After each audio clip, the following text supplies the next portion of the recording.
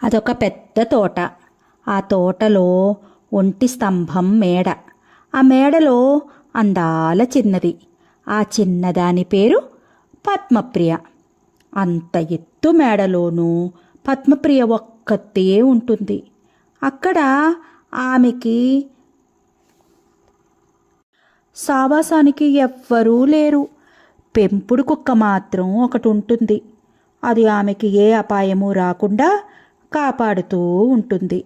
రోజు పొద్దున్న పూట ఆ మేడకి ఉన్న ఒక్కటే ఒక్క తలుపు తెరుచుకుని ఒక దాసీది వచ్చి పద్మప్రియకి ఆ రోజుకి కావలసిన అన్నం, బట్టలు, ఇతర వస్తువులు అక్కడ పెట్టి వెళ్ళిపోతుంది. మళ్ళీ తలుపులు మూసుకుంటాయి. అంతే. మళ్ళీ పద్మప్రియ, పెంపుడు కుక్క తప్ప ఇంకెవ్వరూ ఉండరు. అప్పుడప్పుడు చిలుకలు, గోరింకలు, పావురాలు కిటికీ దగ్గర వాలి పద్మప్రియ అని పిలుస్తాయి. పద్మప్రియ వాటిని దగ్గరికి తీసుకుని ముద్దాడుతుంది. ఆ పిట్టలు ఆమెతో కబుర్లు చెబుతాయి. ఎక్కడెక్కడో దూరదేశాల్లో జరిగిన కథలు చెబుతాయి. మళ్ళీ వెళ్ళిపోతాయి. ఏడాదికొకసారి ఆమె పుట్టినరోజున ఆమె తల్లిదండ్రులు, 2 అన్నలు ఆమెని చూడటానికి వస్తారు. వాళ్ళు ఆమెని చూసి, ఆమె వాళ్ళని చూసి ఏడుస్తారు. కొంతసేపైన తర్వాత వాళ్ళు వెళ్ళిపోతారు. పద్మప్రియ ఒంటరిగా ఒంటి స్తంభం మేడలో దిగులు పడుతూ ఉంటుంది. ఎవరి పద్మప్రియ? ఎందుకలా ఒంటి స్తంభం మేడలో ఉంటోంది? అదంతా ఒక చిత్రమైన కథ. ఆమె తండ్రి ఆ దేశం ఏలే రాజుగారు. ఆ రాజుగారికి 2 కొడుకులు. పెద్దవాడి పేరు అజయుడు, రెండోవాడి పేరు విజయుడు. వీళ్ళిద్దరి తరువాత చాలా కాలానికి రాజుగారికొక ఆడపిల్ల పుట్టింది. ఆ పిల్ల కొలనులో పొద్దున్నే విచ్చిన తెల్లటి తామర పువ్వులా ఉండేది. ముద్దొచ్చే ఆ మొహం చూసి చూసి రాణిగారు మురిసిపోయి పద్మప్రియ అని పేరు పెట్టింది. పద్మప్రియ ఊరికే ధగధగా మెరిసిపోతూ ఉండి ఊరుకుంటే ఎవరికీ ఏ నష్టమూ లేదు. అలా కాకుండా ఒక చిక్కు తెచ్చిపెట్టింది. రాజుగారి ఆస్థానంలో ఉండే జ్యోతిష్కులు ఆ పిల్ల జాతకం చూసి కళ్ళు చిట్లించి అక్కడితో ఆగక పెదిమలు విరిచారు. ఏమిటేమిటి అని రాజుగారు అడిగారు. చెబితే ఆయనకు ఏం కోపం వస్తుందో, ఏం బాధ కలుగుతుందో అని వాళ్ళు కిమిన్నాస్తిగా ఊరుకున్నారు. రాజుగారు ఇంకా గుచ్చి గుచ్చి అడిగారు. ఇక చెప్పక తప్పదు అని వారిలో కల్లా వృద్ధుడైన ఒక జ్యోతిష్కుడు సంగతి చెప్పేశాడు. మహారాజా, ఈ పిల్ల నక్షత్రంలా మెరిసిపోతున్న మాట నిజమే, కానీ పుట్టిన నక్షత్రం అంత మంచిది అనటానికి వీలు లేదు. అందుచేత ఈమె వల్ల ఈమె అన్నలిద్దరికీ ప్రాణాలు పోవటం మొదలైన కొన్ని ఇబ్బందులు కలగవచ్చు. ఇది వినేటప్పటికీ రాజుగారి గుండెల్లో రథాలు పరిగెత్తాయి. తన తరువాత తన రాజ్యానికి వారసులు కావలసిన కొడుకులకు ఈ పిల్ల మూలాన ప్రాణహాని కలుగుతుందంటే ఆయన ఊరుకోగలడా? జుట్టు పీక్కుంటూ ఏం చేయమంటారు దీన్ని? మేడమించి తోసేసి చంపనా, సముద్రంలో తోసేసి చంపనా అని జ్యోతిష్కుల్ని అడిగాడు. అయ్యయ్యో, అంత పని మాత్రం చేయకండి. లేక లేక పుట్టిన ఆడపిల్లని చూసి రాణిగారు మురిసిపోతున్నారు. ఆవిడ ముద్దు ముచ్చటల్ని ముక్కచెక్కలు చేయకండి అన్నారు జ్యోతిష్కులు. ఏం చేయమంటారో చెప్పరే అని రాజుగారు గద్దించారు. వృద్ధ జ్యోతిష్కులు హడిలిపోయి కోట వెనకాల తోటలో ఒంటి స్తంభం మేడ కట్టించి అందులో రాజకుమారుడి ఉంచి ఎప్పటికీ కిందకి దిగిరాకుండా కాపలా పెట్టించి అన్నం, నీళ్లు, బట్టలు అన్నీ అక్కడికే దాసీల ద్వారా పంపిస్తూ జాగ్రత్తగా ఉంటే మీ కుమారులకు ఆ పిల్ల వల్ల ఏ అపాయము కలగదు అని అప్పటికప్పుడు నోటికొచ్చిన ఉపాయం కుక్క తిప్పుకోకుండా చెప్పేశాడు. రాజుగారు తలుచుకుంటే మేడలకు కొదవా? ఉన్న పళంగా ఒంటి స్తంభం మేడ కట్టించారు. అందులో పద్మప్రియను ఉంచారు. రాణిగారు లబ్బున గోల పెట్టింది కానీ రాజుగారు ఆమె నోరు నొక్కేశారు. కొడుకుల క్షేమం కోసం కూతుర్ని వదిలిపెట్టక తప్పదని చెప్పి ఒప్పించారు. కొన్నాళ్లకి ఆమె గుండె రాయి చేసుకుని ఊరుకుంది. ఏడాదికొకసారి అంతా వెళ్ళి పద్మప్రియని చూసి వస్తూ ఉండేవారు. బంగారపు పంజరంలో పంచరంగుల చిలకల ప్రపంచమంటే ఏమిటో తెలియకుండా ఉంటున్న చెల్లెల్ని చూసినప్పుడల్లా అజయుడికి విజయుడికి దిగులు రగులుకునేది. ఇలా ఉండగా పౌర్ణమి రోజుకి చంద్రుడికి 16 కళలు నిండినట్టు ఒకానొక రోజుకి పద్మప్రియకి 16 ఏళ్ళు నిండాయి. ఆ తర్వాత కొన్నాళ్ళకి రాజుగారికి రాణిగారికి ఇద్దరికీ పెద్ద జబ్బు చేసి ఇద్దరూ ఒక రోజునే చనిపోయారు. ఈ సంగతి విని పద్మప్రియ కుమిలి కుమిలి ఏడ్చింది. దహన క్రియలన్నీ అయిన తరువాత జ్యోతిష్కులు నిర్ణయించిన మంచి ముహూర్తాన అజయుడికి పట్టాభిషేకం జరిగింది. పట్టాభిషేకమైన మర్నాడు అజయుడు తమ్ముడైన విజయుడిని పిలిచి, విజయ, ఇప్పుడు నేను రాజును కనుక నా మాటకి ఈ రాజ్యంలో తిరుగులేదు. నేనేం తలుచుకుంటే అది చేయగలను, అవునా అన్నాడు. చాలా ముఖ్యమైన విషయాన్ని ఒప్పుకుంటున్నట్లు గంభీరంగా అవును అన్నాడు విజయుడు. అయితే ఓ పని చేస్తాను. ఏమిటంటే, మన అల్లారు ముద్దు చెల్లెలు పద్మప్రియ పుట్టినప్పటి నుంచి ఒంటి స్తంభం మేడలోనే ఉంది. మన క్షేమం కోసమని ఆమెకి నాన్నగారు చాలా అన్యాయం చేశారు. ఆ మేడలో ఆమె ఆనందం పట్టలేక ఎప్పుడూ నాట్యం చేస్తూ పాటలు పాడుతూ ఉంటుందనటానికి ఏ ఆధారమూ లేదు. 16 ఏళ్ల పాటు మన చెల్లెలు ఒంటరి ఖైదు అనుభవించిందంటే నా గుండె తరుక్కుపోతోంది. నేను ఆమెను విడిపిస్తాను. మనతో పాటు మన భవనంలోనే ఉంచుతాను. చూద్దాం ఏం ఆపద వస్తుందో. ఈ మాటలు విని విజయుడు అన్నకేసి నిర్ఘాంతపోయి చూశాడు. వెంటనే, అన్నా, నన్ను క్షమిస్తావా అన్నాడు. ఏ అన్నాడు అజయుడు. ఇంతకాలం నువ్వు మామూలు సాదా మనిషివనుకున్నాను. నీలో రహస్యంగా ఇంత దారుణమైన తెలివితేటలున్నాయని, నీ హృదయం ఉండవలసిన చోట మెత్తటి శిరీష పుష్పం ఉందని అనుమానించలేదు. అన్నా, నువ్వెంత మంచివాడివి. నేనందామనుకుంటున్న మాట నువ్వనేశావు. పద పద, పద్మప్రియను విడిపిద్దాం అన్నాడు విజయుడు అజయుడిని తొందర పెడుతూ. వెంటనే ఇద్దరూ భటులను వెంట పెట్టుకుని ఒంటి స్తంభం మేడకి వెళ్లారు. తాళాలు తీసి లోపల ప్రవేశించారు. పద్మప్రియ పాపం ఒక మూల కూర్చుని బట్టలు కుట్టుకుంటోంది.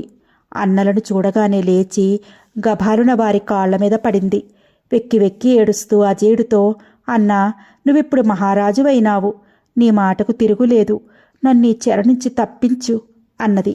అజేయుడు ఆమెను చూసి, చెల్లి, ఏడవకు. నిన్నీ చెర నుంచి తప్పించటానికే వచ్చాను. నువ్విక నుంచే మాతో పాటే ఉందువుగాని. రాజుగారి కూతురు, రాజుగారి చెల్లెలు ఎంత సుఖంగా ఎంత దర్జాగా ఉండాలో అలా ఉందువుగాని రా అని చెప్పి ఓదార్చాడు. చెయ్యి పట్టుకుని మేడ నుంచి కిందకి తీసుకువచ్చాడు. పద్మప్రియ ఆ మేడ దిగి రావటం అదే మొదటిసారి. చుట్టూ విశాలమైన తోట. ఓహ్, ఎన్ని పూల మొక్కలు, ఎన్ని పండ్ల చెట్లు, ఎన్ని పక్షులు, ఎన్ని లేళ్ళు, జింకలు. మేడలోపల ఎంత చీకటిగా ఇరుకుగా దిగులుగా ఉండేదో, బయట అంత విశాలంగా వెలుతురుగా సంతోషంగా ఉంది. ప్రపంచం ఇంత బావుంటుందా అని ఆశ్చర్యపడింది. అన్నీ వింతగా కొత్తగా కనిపించాయి ఆమెకి. ప్రతి పువ్వు వాసన చూసింది. ప్రతి పండు కొరికి రుచి చూసింది. ప్రతి పక్షి పేరు అడిగి తెలుసుకుంది. ఆమె వెనకాల ఇన్నాళ్ళు ఆమెకి తోడుగా ఉన్న పెంపుడు కుక్క వస్తోంది. దానికి అంతా కొత్తగా ఉంది. సంతోషం పట్టలేక అదీ గంతులేస్తోంది. పద్మప్రియ పువ్వుల మొక్కల మధ్య నుంచి నడుస్తూ ఉండగా ఉన్నట్టుండి ఒక అరుపు వినిపించింది. ఆమె చటుక్కున ఆగి ఆ అరుపు వచ్చిన దిక్కు చూసింది. అక్కడ ఒత్తుగా పూచిన పొగడు చెట్టు కింద ఒక నెమలి ఉంది. అది పింఛం విప్పి రాజకుమారిని చూడగానే ఆమె అందానికి ఆశ్చర్యపడినట్లు క్రీంకారం చేసింది. ఎప్పుడూ నెమలిని చూడని పద్మప్రియ కూడా దాన్ని చూడగానే ఆశ్చర్యంతో ఉక్కిరిబిక్కిరయ్యి చప్పట్లు కొట్టింది. నెమలి రాజకుమారి అలా ఒకరినొకరు చూసుకుంటూ ఉండిపోయారు. ఆశ్చర్యం నుంచి తెప్పరిల్లి పద్మప్రియ అన్నలని అడిగింది అదేమిటి అని. వాళ్ళు అది నెమలి అనే పక్షి అని చెప్పారు. ఈ నెమళ్ళు చూడటానికి చాలా అందంగా ఉంటాయి, కానీ తినటానికి ఇంకా రుచిగా ఉంటాయి. అసలు ఈ నెమళ్ళు చూడటానికి ఎక్కువ బాగుంటాయా, తినటానికి ఎక్కువ బాగుంటాయా అనేది సృష్టిలోని గొప్ప రహస్యాల్లో ఒకటని నాన్నగారు అనేవారు. ఆయనకి నెమలి మాంసం అంటే భలే ఇష్టం. సంతోషంగా ఉన్నప్పుడు నెమలి మాంసం తింటూ నెమలి మాంసం తిని సంతోషంగా ఉండటం ఆయనకి అలవాటు అని విజయుడు చెల్లెలికి వివరించాడు.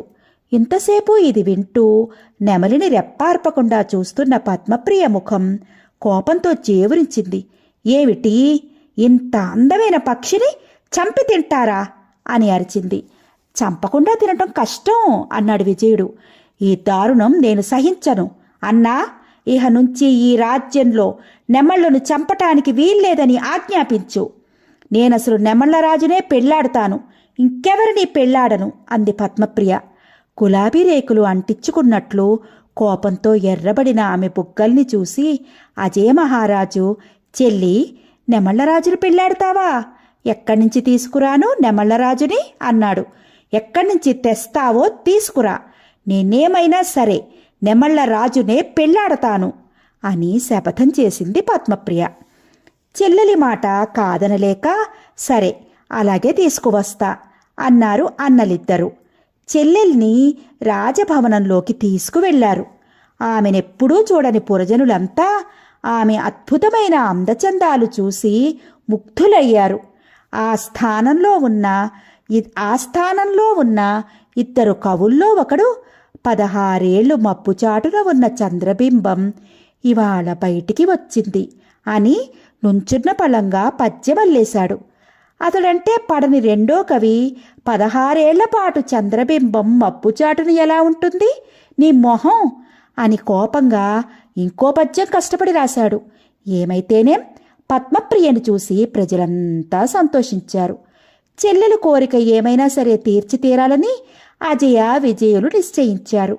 నెమళ్లరాజు అనబడే శాల్తీ నిజంగా ఉంటే భూమి మీద ఎక్కడ ఉన్నా సరే తీసుకువస్తామని ప్రతిజ్ఞ చేశారు. ఆస్థాన చిత్రకారుడి చేత పద్మప్రియ బొమ్మ గీయించారు. ఆ బొమ్మను చూసి మళ్లీ పద్మప్రియను చూడనక్కరలేదు, అంత చక్కగా ఉంది ఆ పటం. ఆ పటం తీసుకుని రథాలెక్కి అజయుడు విజయుడు దేశాంతరం బయలుదేరారు. రాజ్యభారమంతా మంత్రులకు చెల్లెలికి అప్పగించారు. చాలా రోజులు ప్రయాణం చేసి ఎన్నో నదులు అడవులు దాటారు. దోవ పొడుగునా వాళ్ళని వీళ్ళని అడిగేవారు, నెమళ్లరాజు ఎక్కడుంటాడో తెలుసా అని. ఎవరిని అడిగినా ప్రతివాడు నవ్వేవాడు. ఏ రాజు కొలవలో మీరు రహస్యగాళ్ళు అని కొందరు అడిగేవారు. కొందరు నవ్వి తర్వాత 5-6 రోజుల దాకా కడుపు నొప్పితో బాధపడేవారు. అయినా అజయ విజయులు తమ పట్టుదల విడవలేదు. అలా పోయి కొన్నాళ్లకి సీతాకోక చిలుకల రాజ్యం చేరారు. అక్కడ ఎక్కడ చూసినా సీతాకోక చిలుకలే. పైకి చూస్తే అక్కడక్కడ ఆకాశము, మిగతాదంతా సీతాకోక చిలుకలమయము అయి కనిపించింది. అక్కడి ఆడవాళ్ళు మగవాళ్ళు కూడా సీతాకోక చిలుకల మల్లేనే రంగురంగుల అంగీలు, లుంగీలు, లంగాలు కట్టుకుని హాయిగా ఆడుతూ పాడుతూ కనిపించారు. అజయుడు విజయుడు ఈ వింత రాజ్యం చూసి ఆశ్చర్యపోతూ సీతాకోక చిలుకల రాజు దగ్గరికి వెళ్లారు. ఆ రాజు వీరిని చాలా మర్యాదలు చేసి కుశల ప్రశ్నలు వేసి ఎందుకు వచ్చారని అడిగాడు.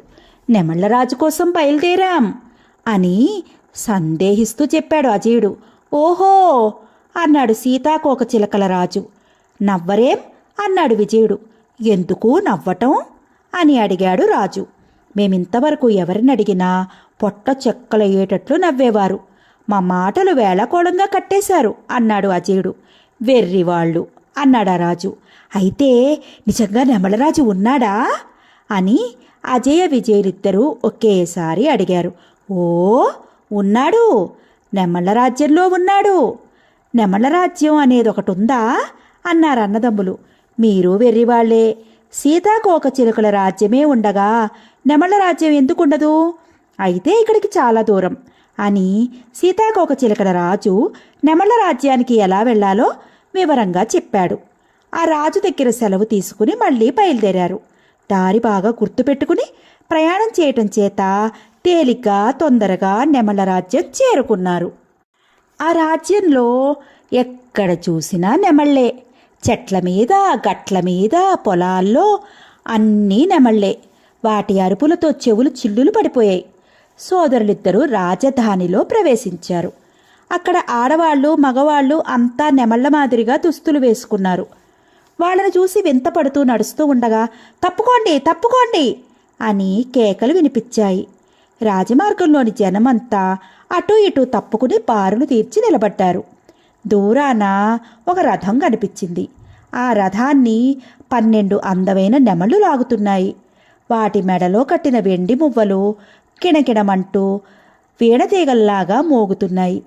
రథంలో నెమళ్ళరాజు కూర్చున్నాడు. నెమళ్ళరాజు ఊరికే మెరిసిపోతున్నాడు. కొత్తగా చూసిన వాళ్ళు మెళ్ళో వజ్రాల హారం వల్ల మెరిసిపోతున్నాడేమోనని అపోహపడతారు గాని నిదానించి చూస్తే ఆ మెరుపంతా అతని సొంతమని గ్రహించక మానరు. దారి పక్కల నిలబడిన జనం చేసే నమస్కారాలు అందుకుంటూ నెమళ్ళరాజు అజయ విజయుల్ని చూశాడు. చూడగానే వారి దుస్తుల్ని బట్టి వారు పరదేశీయులు అని కనిపెట్టాడు. రథం ఆపి వారిని దగ్గరికి పిలిచాడు. ఏ దేశం మీది?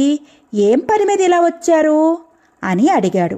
మాది చాలా దూరదేశం, మీకోసమే ఇంత దూరం వచ్చాం అన్నారు సోదరులు. నాతో మీకేం పని అన్నాడు రాజు. ఉన్న పని అంతా మీతోనే ఉంది అంటూ తమతో తెచ్చిన పద్మప్రియ రూపచిత్రం చూపించారు. అది చూడగానే నెమళ్ళరాజు గుండె జారి గభేలున ప్రేమలో పడ్డాడు. నెమ్మదిగా లేచి ఒళ్ళు దులుపుకుని కళ్ళు నులుముకుని ఇది కలయా అన్నాడు. కాదు, ఇలయే అన్నాడు విజయుడు. ఇలలో ఇంతటి అందగత్తెలుంటారా అని ఆశ్చర్యపడ్డాడు నెమళ్ళరాజు. ఇలలో మీలాంటి అందగాళ్ళు ఉండగా గత్తెలు మాత్రం ఎందుకుండకూడదు అని జవాబులేని ప్రశ్న వేశాడు విజయుడు. సరిగ్గా ఇంత అందమైన అమ్మాయి ఉందంటారా? నేను నమ్మను అని రత్నాల కిరీటంలో తురిమిన నెమలి ఈకలు అటూ ఇటూ ఊకేట్టు తల అడ్డంగా తిప్పాడు నెమళ్ళరాజు. అయ్యా, మీరన్నది నిజమే. ఇంత అందమైన అమ్మాయి లేకపోవచ్చు గాని ఇంతకంటే 10-15 రెట్లు అందమైన అమ్మాయి మాత్రం ఉంది. ఆమె మా చెల్లెలే. కావలిస్తే ఆ అమ్మాయిని ఇక్కడికి తీసుకువస్తాము అన్నాడు విజయుడు. మీరు చెప్పింది నిజమైతే పోని, నిజంలో సగమైతే ఆ అమ్మాయిని నేను పెళ్లి చేసుకుంటాను, చేసుకుని తీరతాను అన్నాడు నెమళ్ళరాజు. అయ్యా, మీరు పెళ్లి చేసుకుని తీరతానని బెదిరించనక్కరలేదు. మీకు మా చెల్లెల్నిచ్చి పెళ్లి చేయటానికే మిమ్మల్ని వెతుక్కుంటూ వచ్చాము అని విజయుడు చెప్పాడు. సరే, ఆ అమ్మాయి కోసం కబురు పంపిద్దాము. ఆమె మీరు చెప్పినంత అందంగా ఉంటే సరే సరి, లేకపోతే మీకు శిరచ్ఛేదం తప్పదు. అందాక మీరు మాకు బందీలు అన్నాడు చిన్నరాజు. నెమళ్ళరాజు అన్నాడు నెమళ్ళరాజు. ఇంకో చిన్న సంగతి చెప్పాలి మీతో. ఆమె మీ ముందుకు వచ్చి అడిగినప్పుడు మీరు జాగ్రత్తగా ఉండాలి. ఆమె అందానికి అదిరిపోయి కింద పడితే ముక్కు మొహం బద్దలవుతుంది అని సమాధానమిచ్చాడు విజయుడు. సరే, అది చూద్దాం అంటూ నెమళ్ళరాజు ముందుకు సాగిపోయాడు. వెంటనే కొందరు రాజభటులు అజయ విజయుల్ని పట్టుకుని కోటలోని ఖైదుకు లాక్కుపోయారు. పద్మప్రియ పటాన్ని నెమళ్ళరాజు తనతో తీసుకుపోయాడు. పరదేశీయులు రాజవంశీయులని తెలియటం చేత ఖైదులో పెట్టిన సకల మర్యాదలు చేస్తూ గౌరవంగానే చూశారు. పద్మప్రియకు ఒక నెమలి ద్వారా కబురందింది. అన్నలు రాసి పంపిన ఉత్తరం చదువుకుంది. నెమళ్ళరాజు తన్ను పెళ్లాడతానన్నాడని ఆమె పొంగిపోయింది. ఉత్సాహం పట్టలేక చెలికత్తెలతో కలిసి నెమళ్ళ నాట్యం చేస్తూ చందమామ మీద పాట కూడా పాడుకుంది. రాజ్యభారమంతా మంత్రుల మీద వదిలిపెట్టి తను నెమళ్ళ రాజ్యానికి బయలుదేరింది. తను ఒంటి స్తంభం మేడలో ఉండగా రోజూ అన్నం తెచ్చిపెట్టిన దాసీదాన్ని, ఆమె కూతుర్ని, తన పెంపుడు కుక్కని, బోలెడు డబ్బుని వెంట పెట్టుకుని ప్రయాణమైంది. చాలా దూరం నేల మీద ప్రయాణం చేశారు. ఆఖరున సముద్రం మీద ప్రయాణం చేయవలసి వచ్చింది. మంచి అందమైన పడవని మాట్లాడుకుని అందులో ఎక్కారు. కొన్ని రోజులు ప్రయాణం హాయిగా సుఖంగానే సాగింది. ఆ తర్వాత ఒక రోజున రాత్రిపూట పద్మప్రియ నిద్రపోతుండగా ఆమెతో వచ్చిన దాసి దానికి ఒక దురాలోచన కలిగింది. దాసిది పడవవాడిని చాటుకు పిలిచి ఇలా అడిగింది, నీకు 1000 బంగారు నాణాలు కావాలా? అందులో సగం చాలు అన్నాడు పడవవాడు. సగం దేనికి? సగానికి రెట్టింపు తీసుకుని నేను చెప్పినట్లు చెయ్యి అంది దాసి. ఏమిటి కథ అన్నాడు వాడు. ఏమీ లేదు, మా యజమానురాలిని సముద్రంలోకి తోసెయ్యి. నేను మా అమ్మాయికి రాజకుమారి దుస్తులు వేసి తీసుకువెళతాను. అప్పుడు దాన్ని నెమలరాజు పెళ్లి చేసుకుంటాడు. పాపం, నీ కూతుర్ని చూస్తూ చూస్తూ గుడ్డివాడికి కట్టపెడతావా అన్నాడు పడవవాడి జాలిగా. నెమలరాజు గుడ్డివాడా అని దాసి అంది. ఏమో, నాకేం తెలుసు, నీ మాటల్ని బట్టి గుడ్డివాడేమో అనుకున్నాను. కళ్ళున్నవాడైతే నీ కూతుర్ని పెళ్ళాడగలడా అన్నాడు వాడు. ఏ, నా కూతురికేం తక్కువ అంది దాసి. అందం అన్నాడు పడవవాడు.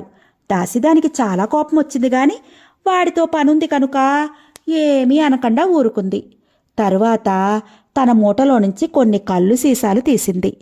పడవవాడి చేత పూటుగా తాగించింది. వాడు కళ్ళు నిషాలో ఒళ్ళు తెలియక ఆమె చెప్పినట్లల్లా చేయటానికి ఒప్పుకున్నాడు. సరిగ్గా అర్ధరాత్రి అయింది. పద్మప్రియ నెమలరాజును కలకంటూ హాయిగా హంసతూలికా తల్పం మీద నిద్రపోతోంది. ఆమె కాళ్ళ దగ్గర పెంపుడు కుక్క నిద్రపోతోంది. అప్పుడు పడవవాడు దాసీది కలిసి పద్మప్రియకు గాని కుక్కకు గాని మెలకువ రానంత నెమ్మదిగా పరుపెత్తి సముద్రంలో విడిచిపెట్టారు.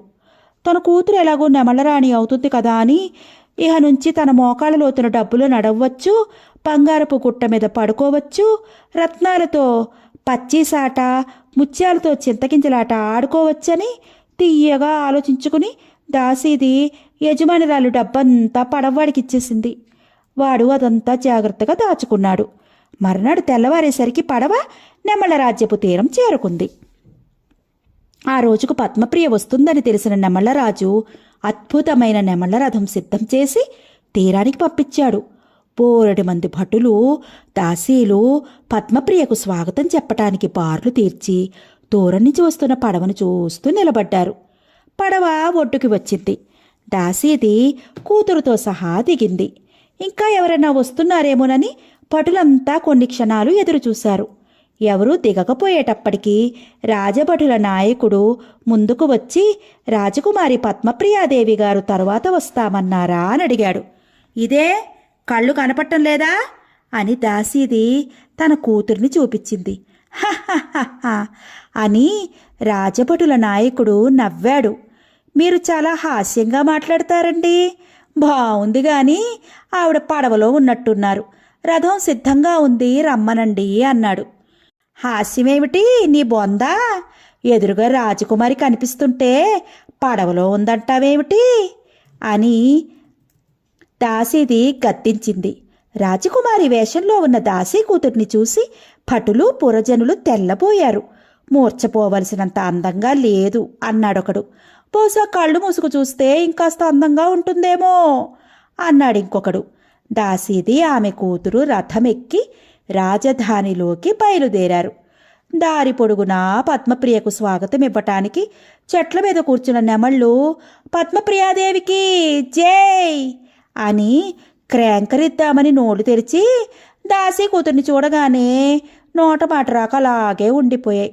అసహ్యం వేసి రోత రోత అని అరిచాయి.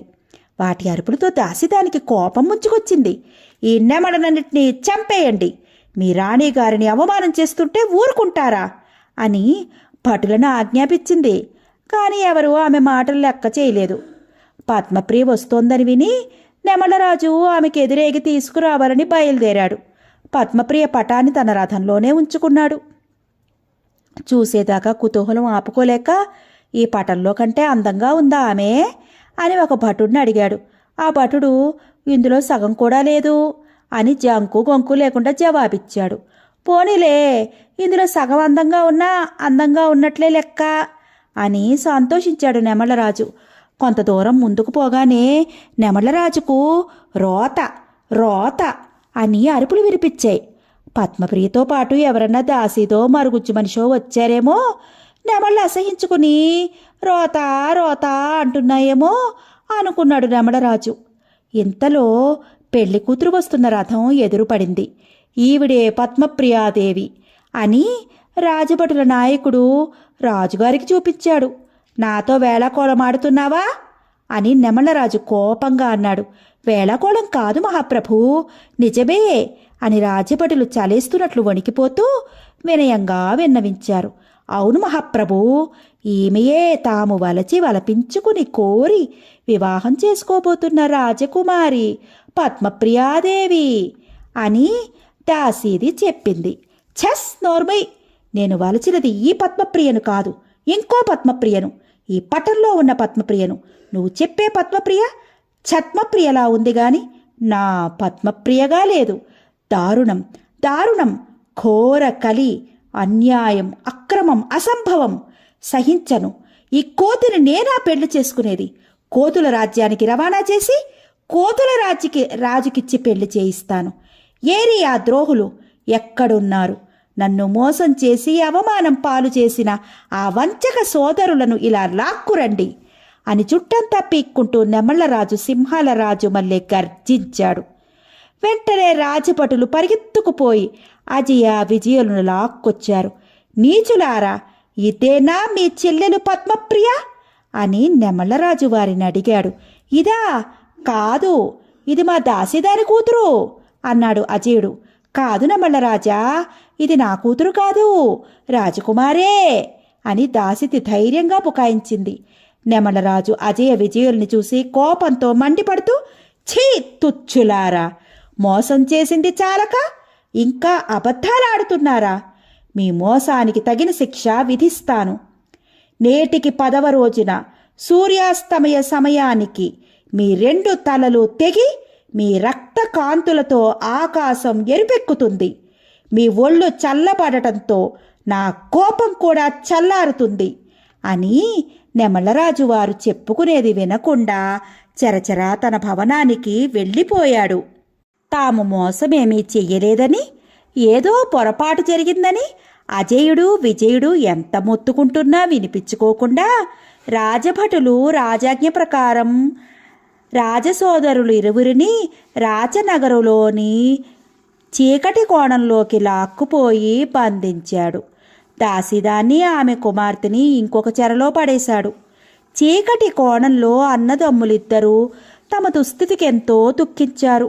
ముద్దుల చెల్లెలు ముద్దు చెల్లిద్దామనుకుంటే మృత్యుదేవత ముద్దు పెట్టుకోబోతున్నందుకు బాధపడ్డారు.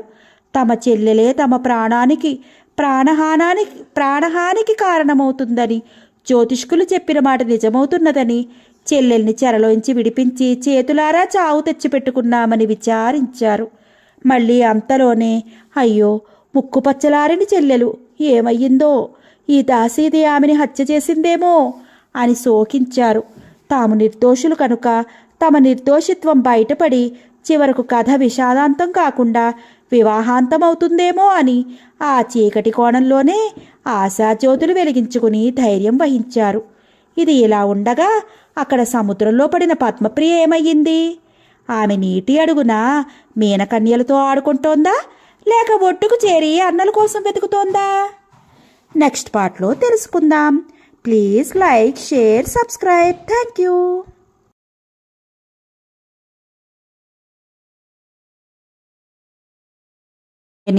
ఆమె పెంపుడు కుక్కని సుఖంగా నిద్రపోతూ ఉండగా పరుపుతో సహా నీళ్లలో వదిలేశారు కదా, మరి పద్మప్రియ మునిగిపోయిందా?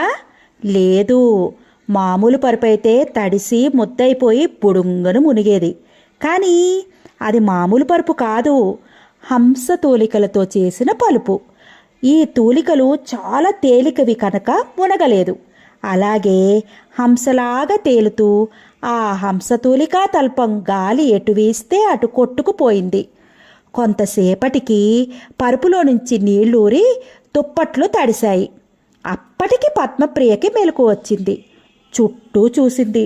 కటిక చీకటి, ఎక్కడున్నది తెలియలేదు. అలల చప్పుడు, నీళ్లల్లో ఎగిరెగిరి పడే చేపల చప్పుడు విని చేతులు బయటికి పెట్టింది. నీళ్లు తగిలాయి. కెవ్వున కేక వేసింది. ఆ కేకకి కుక్క లేచింది. అది వెంటనే పసిగట్టింది నీళ్ల మధ్య ఉన్నట్లు. దానికి భయమేసి భౌ భౌమని అరవసాగింది. చలికి భయానికి వణికిపోతూ పద్మప్రియ అలాగే తెల్లవార్లు ఏడుస్తూ కూర్చుంది. నా మీద నెమళ్ళరాజుకి ఎందుకో కోపం వచ్చింది. అతడే నన్ను నీళ్ళలోకి తోసేయించాడు. నన్ను పెళ్లి చేసుకుంటాను రమ్మనటం ఎందుకు, ఇలా నీళ్ళల్లో తోసేయటం ఎందుకు? నేనేం తప్పు చేశాను? అయ్యో, సుఖానికి పోతే దుఃఖం ఎదురైందే అని కన్నీరు మున్నూరిగా ఏడవసాగింది. ఆ విధంగా ఒకరోజంతా పద్మప్రియ సముద్రంలో హంసతూలికా నౌకలో గడిపింది. ఆమెకి తినటానికి ఏమీ దొరకలేదు. చుట్టూ చేపలున్నాయి కానీ వాటిని కాల్చకుండా ఎలా తినటం? అందుకని ఆకలి దుఃఖం ఆమెనే కాల్చుకు తిన్నాయి. ఆ మర్నాడు తెల్లవారేసరికి పద్మప్రియ పరుపు నెమళ్ళ రాజ్యానికి దగ్గరలో ఒక ఒడ్డుకు చేరుకుంది. మెలకు వచ్చి చూసేసరికి ఒడ్డున దట్టంగా చెట్లు, ఆ చెట్ల మధ్య ఒక కుటీరం కనిపించాయి. పద్మప్రియ సంతోషంతో నాట్యం చేయబోయి నీళ్ళల్లో పడిపోతాననే భయంతో మానేసింది. ఎవరోహో, చచ్చిపోతున్నాను రక్షించండి అహో అని ఎక్కడ లేని శక్తి తెచ్చుకుని అరిచింది. ఈ అరుపు కుటీరంలో ఉన్న వృద్ధుడైన ఒక సిద్ధుడికి వినిపించింది. ఆ సిద్ధుడు కుటీరం బయటికి వచ్చి చూశాడు. హంసతూలిక నౌక మీద తేలుతున్న చక్కని యువతిని, కుక్కను చూసి ఆశ్చర్యపడ్డాడు. గబగబా సముద్రపు టొడ్డుకి వెళ్ళాడు. ఆమె అతిలోక సౌందర్యం చూసి మరింత ఆశ్చర్యపడి, అమ్మాయి, ఇంద్రుడు వాళ్ళు కులాసాగా ఉన్నారా అని అడిగాడు. నాకేం తెలుసు అని పద్మప్రియ తెల్లబోతూ అడిగింది.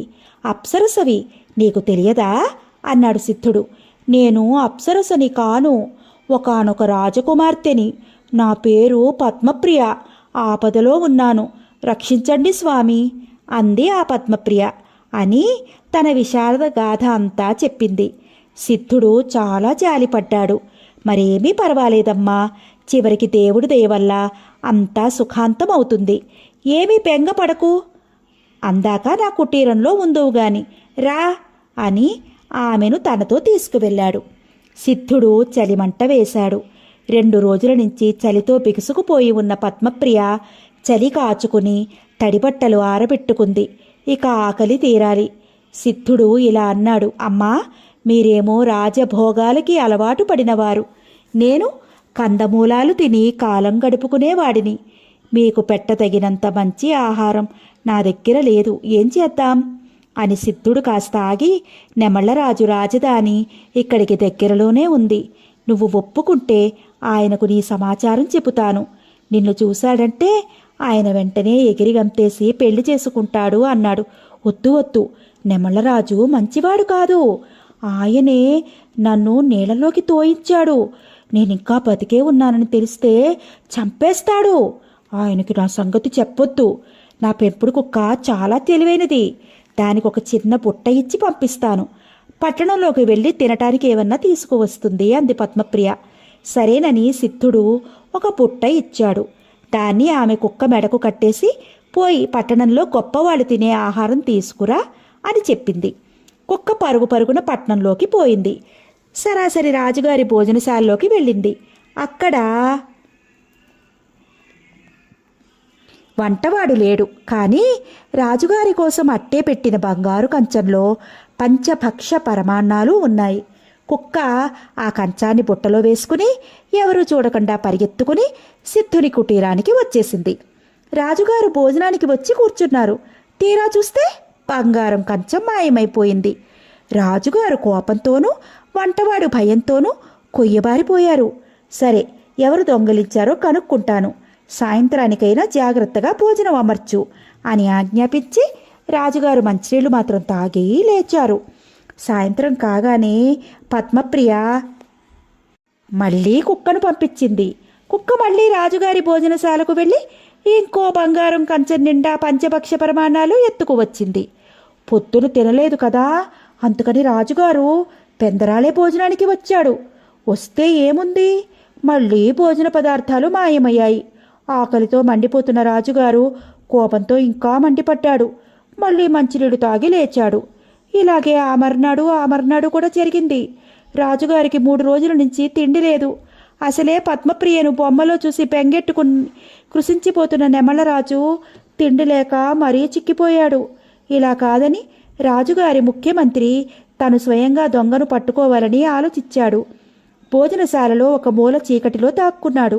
ఇంతలో మామూలు ప్రకారం పుట్ట మెడకు తగిలించుకుని కుక్క వచ్చింది. ముందు 2 కాళ్లతో బంగారు కంచాన్ని ఎత్తి పుట్టలో వేసుకుంది. దొంగలాగా బయటికి జారుకుంది. ముఖ్యమంత్రి అదంతా కన్నారపకుండా ఆశ్చర్యంగా చూశాడు. కుక్కను వెంబడించాడు. కుక్క పోయి పోయి సముద్రపు ఒడ్డున ఉన్న సిద్ధుని కుటీరంలోకి పోయింది. అది గుర్తుపెట్టుకుని మంత్రి పట్నానికి తిరిగి వచ్చాడు. రాజుగారికి తను చూసినదంతా చెప్పాడు. రాజుగారు ఆకలితో మలమల మాడిపోతున్నా ఓపిక తెచ్చుకుని కోపం తెచ్చుకుని ఆ కుటీరంలో ఎవరున్నా సరే బంధించి తీసుకురండి అని భటులకు ఆజ్ఞాపించాడు. రాజభటులు రాజాజ్ఞ ప్రకారం పరిగెత్తుకుపోయి సుష్టుగా భోజనం చేస్తున్న వృద్ధసిద్ధుణ్ణి, పద్మప్రియను, కుక్కను బంధించి తీసుకువచ్చారు. రాజుగారు వాళ్ళని సరిగా చూడకుండానే వీళ్ళను కూడా ఉరి తీద్దాం, చెరసాలలో పెట్టించండి అని హుకుం జారీ చేశాడు. అప్పుడు సిద్ధుడు రాజుగారితో ఇలా అన్నాడు, రాజా, ఇది అన్యాయం. మేము చెప్పుకునేది వినకుండా మాకు శిక్ష విధిస్తారా? ఏమిటో చెప్పుకునేది అన్నాడు రాజు. వినండి, మేము దొంగలము కాదు. నేను ఒంటరిగా అడవిలో ముక్కు మూసుకుని తపస్సు చేసుకునే సిద్ధుణ్ణి. ఈమె ఒకానొక రాజకుమారి, పేరు పద్మప్రియ. ఈవిడని మీరు పెళ్లి చేసుకుంటాం రమ్మని నెమలి చేత కబురు పంపించారు. పడవలో వస్తుండగా అన్యాయంగా ఈమెను సముద్రంలో తోయించారు అని ఇంకా ఏమో చెప్పబోతుండగా రాజుగారు పద్మప్రియ అని అరిచాడు. అప్పుడు పద్మప్రియ ధైర్యంగా, అవును, నేను పద్మప్రియనే. మీరు రమ్మంటేనే బయలుదేరి వచ్చాను. నన్ను మోసం చేశారు. నా అన్నలనేం చేశారో చెప్పండి అంది. రాజుగారు ఆమె పటాన్ని తెప్పించి ఆమెను పటాన్ని పోల్చి చూశారు. కొన్ని పోలికలున్నట్లు అనుమానపడ్డాడు గాని పటంలో కంటే చాలా అందంగా ఉందని నిర్ణయించుకున్నాడు. ఆమె తప్పక పద్మప్రియేనని నమ్మాడు. వెంటనే ఆమె సంకెళ్ళు తీయించాడు. తరువాత అజయ విజయులను తీసుకురమ్మన్నాడు. ఇంకా గడువు ఉండగా ఇవ్వాళే ఉరితీయటానికి తీసుకువెళ్తున్నారేమిటా అని వారు భయపడుతూ కొలువు కూటంలోకి వచ్చారు. దాసీదాన్ని, ఆమె కూతుర్ని కూడా రాజభటులు తీసుకువచ్చారు. అన్నలుడు చూడగానే పద్మప్రియ గభారున వారిని కౌగలించుకుంది. దాసీది నెమళ్ళరాజు కాళ్ల మీద పడి తను చేసిన తప్పుడు పని అంతా చెప్పి క్షమించమని వేడుకుంది. రాజుగారు వాళ్ళని క్షమించాడు. కానీ తన మాట ప్రకారం దాసీదాన్ని, ఆమె కూతుర్ని అప్పటికప్పుడే కోతుల రాజ్యానికి పంపించివేశాడు.